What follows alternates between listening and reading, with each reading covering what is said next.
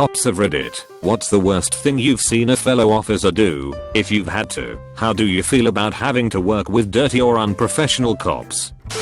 Worst I ever saw was a guy driving a government vehicle off duty and in plain clothes, slugging a beer and walking into a movie theater. Slugged another one when he came out, tossed the empty in the passenger seat and drove off. Blew him into internal affairs. I don't tolerate corruption or dirty cops. Not reporting it could lose me my job, and their actions not only make my agency look bad, but also taint public trust, which breeds animosity, which makes my job harder. Fuck 'em. They're dirty. There are 100 guys waiting for their shot right behind them. No breaks for minor things either. Cops should be held to a higher standard, not a lower one. Former cop here. The worst thing I have personally witnessed was a police honor guard member carrying the casket of his partner that he had murdered. The shooter was off duty that night and was busy burglarizing a local business when his partner caught him in the act. From what we understand, shooter wanted partner to cover it up and not say anything. After his partner refused, shooter distracted partner by pointing at something, and when partner turned to look, shooter shot him in the back of the head with his service 9mm. The pistol he killed him with was literally bumping the casket as he carried him to his grave. Witnessed another officer make comments to a bad guy that strongly suggested she was intimately involved with him. Asked a few other female officers what they thought, and the response was universally, write a report. Went to a trusted supervisor, told him what was up. I wrote a confidential report. He wrote a confidential report. We took them to command. She left the department voluntarily a few months later. I was a rookie at the time, but evidently there were suspicions about her for quite a while. There seems to be a widespread belief that officers cover for one another, and I think it is a misconception. Now, listen, I will help a good officer in a bad spot, absolutely. That help must be for an otherwise good officer, and it must meet 3 requirements. It cannot be 1. Illegal, 2. Immoral, or 3. Unethical. We are all human.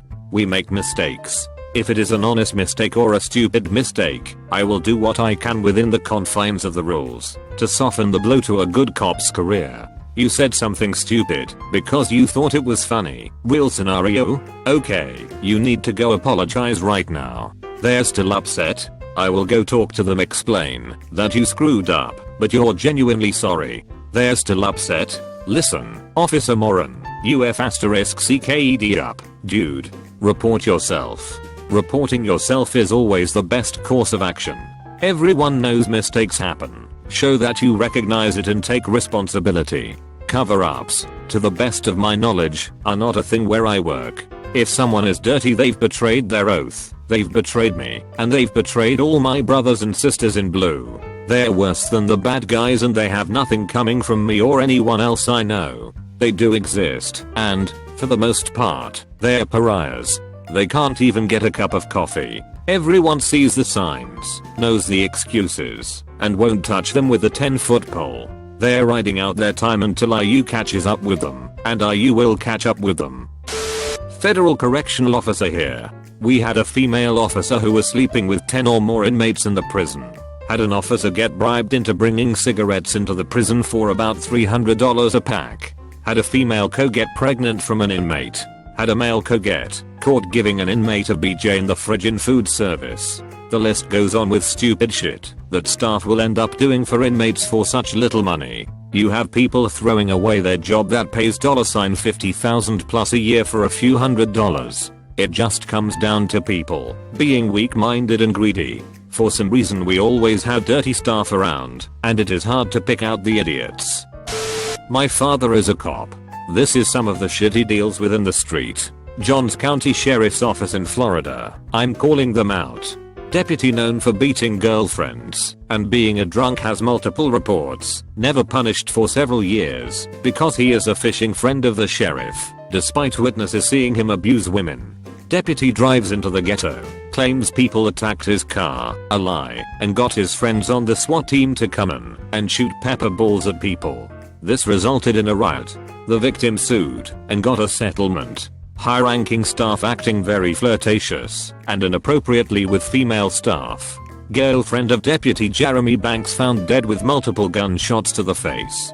She was leaving him that night and told family to expect her. Locals claimed they heard him screaming at her before the gunshots. However, the response deputies who were friends of Banks moved and even stole evidence from the scene. This was declared a suicide despite the fact that she was shot multiple times in the face and that she would have been holding the weapon at a nearly impossible angle to pull the trigger, and that this deputy has been rumored to be an abuser. Also, as crime scene analyst Drive Jerry finally pointed out, there blood splattered on her face, arms, and hands. Yet none on the weapon, as there would have been if she killed herself. The same analyst also pointed out that none of Banks' DNA was on the weapon, which he had touched and used during work that day, leading many to believe that the weapon was wiped down before it was submitted for analyzation. Another little detail is that weapon was placed in the wrong hand. It was declared, but the Florida Department of Law Enforcement believes that this was a murder and has called for State Attorney Brad King to take it to grand jury. But he refuses. Governor Scott, a living piece of human shit, and his investigators won't look into anything further or prosecute or even discuss the case. Judges, I won't say which judge, I don't know if it's public or not. High school aged son caught buying large quantities of drugs while in school from an organized crime ringing Jacksonville for sale on the street. Not only were no charges brought, but the school allowed him to graduate. Despite the school saying no, they were convinced to let him. The list goes on and on and on about the shit that happens at that place. Deputies abandoning their cars in the middle of a shift to go have sex with their mistresses. A black man being held in prison for over a year without even seeing the inside of a courtroom. Evidence such as drugs and money going missing. The sheriff being investigated by the FBI for an unknown reason, etc. It's a disaster. Ex-cop in Australia here. It's far more common than you think, but far less extreme than you would imagine. For instance, attending an R at a petrol station, I've seen cops just grab a chocolate milk and just walk out when they leave knowing the attendant will say nothing cause, well, he's a cop. Plenty of times I knew evidence didn't make it back or get reported. Cash, drugs, electronic items. If you ever pointed a finger it would come back to bite you though. I left because of the attitude in the NSW police force to minor corruption. Basically, you shut the fuck up, or enjoying working transport, train cop. I was a co for a short time. At the end of our training, we went to the state capitol as a group to take our certification exam. We hung out in a group drinking with our instructors, who were also corrections officers. At the end of the night, there were just a few of us still in the hotel bar area, a male instructor, 3 male trainees, including myself, and a female trainee. At that point, one of our instructors started to grope one of the female trainees and whisper things to her. She was super uncomfortable, and the rest of the trainees, and I made an excuse that we needed to leave, taking her with us. The next day, I came forward and told another instructor. With the dirty instructor's actions seeming so over the top, and the presence of 2 other witnesses besides myself, I thought this guy would easily get fired. During the investigation, I was brought into a room with 4 high-level officers within my organization. They grilled me like I was the one that committed the crime and treated me like a liar that was just trying to get this guy in trouble. I had a positive view of him before the event in question. Eventually, I found out that the other 2 male witnesses refused to give any information about what happened or were intimidated to keep quiet. The victim was apparently treated way worse than I was, and she left the job not too long after that. I stayed on the job for a few months for a couple of different reasons. The dirtbag retained his position and as far as I know, is still in an instructor role. I quit 18 months ago for a job that pays real money. I worked in suburban America for a low crime city. I backed another guy on a call. Don't remember what it was initially for. The guy we contacted at his apartment was Latino, and I speak Spanish. I'm a witty, so I translated for the other cop. He got the info he needed, and then started telling me to ask him a bunch of legal status stuff. I went along with it for a minute or two until the cop started trying to get me to sling hate about illegals and crap like that. I changed from more or less verbatim translation to he says this, and he says that. And I started to leave a bunch of his rhetoric out. When he, the cop, asked if I had told him everything he said, I replied that what he was saying was bullshit and I wasn't going to sling hate. He started to rebut and I said we had done here right and walked off. The other cop was pissed at me and tried to talk to me about it later in the shift. I told him I didn't feel the same way about immigration and that I wasn't going to be his mouthpiece for that type of stuff, and that if he wasn't happy about it, he should learn Spanish so he could tell them himself. He was pretty pissed at me. I later talked to my sergeant about it because I was still pretty new and the other cop got pulled into the office for a chat. Pretty tame, I know, but we were a pretty small city and department. Didn't have a ton of crazy stuff going on. For perspective, we averaged 2 homicides per year over the last 10, and socio-economically the city was upper middle with pockets of upper.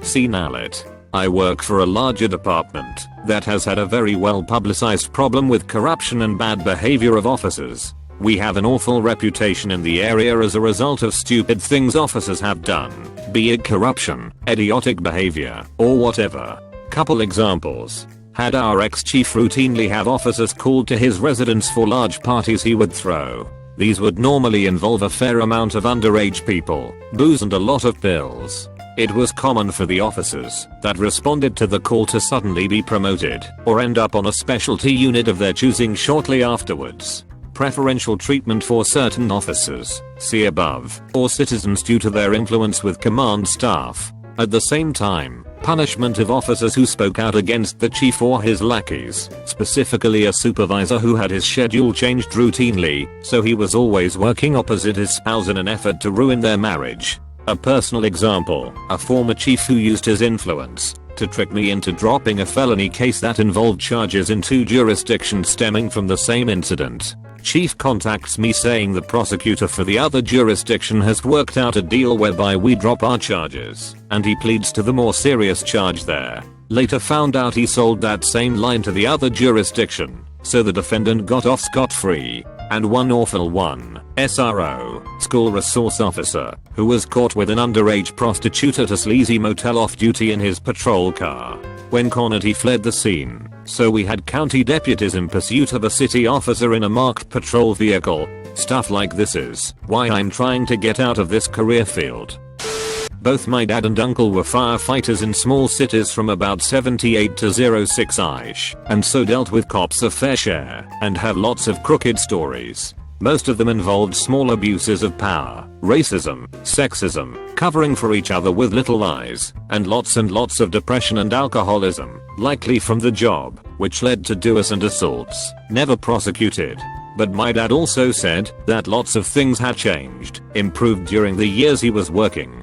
There were just a lot of things you couldn't get away with, like the overtly racist stuff and blatantly drinking on the job. Once the old school guys retired, a lot of that stuff died out. One example off the top of my head though, one time a cops get a call to a house because a guy there is completely strung out on drugs and panicking. The cops show up, and the guy completely freaks out and throws a mug at one of the cops, and it happens to hit just right or wrong and slices one whole side of the cop's face open. They bring him into custody, and the cops tell the firefighters to wait outside and proceed to beat the living shit out of the guy in a locked room.